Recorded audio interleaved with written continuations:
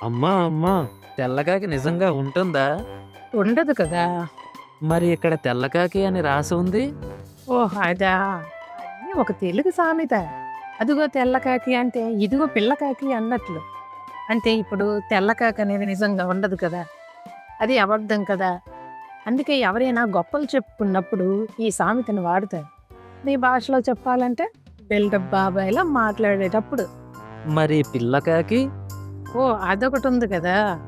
ఇప్పుడు ఇందాక ఒక బిల్డప్ బాబాయి చెప్పిన విషయానికి వేరే బిల్డప్ బాబాయ్ అది విని అంతకన్నా ఎక్కువ గొప్పలు పోటీ పడి మరీ చెప్పారనుకో, అప్పుడు ఈ సామెతను వాడుతారు. అరే! మొన్న డోరేమోన్ మా ఇంటికి వచ్చాడురా బ్యాంబూ కాప్టర్‌తో. అరే ఆపురా! ఎప్పుడు అబద్ధాలే చెప్తావు. లేదురా ఆ తర్వాత ఎనీవే డోర్‌తో ఇదిగో వీడింటికి కూడా వెళ్ళాను. కావాలంటే వీడిని అడుగు. అవును నిజమేరా. ఆ తర్వాత మేమందరం డోరేమోన్ గేజెట్స్‌తో చాలా సేపు ఆడుకున్నాం కూడా. అరే ఆపండ్రా!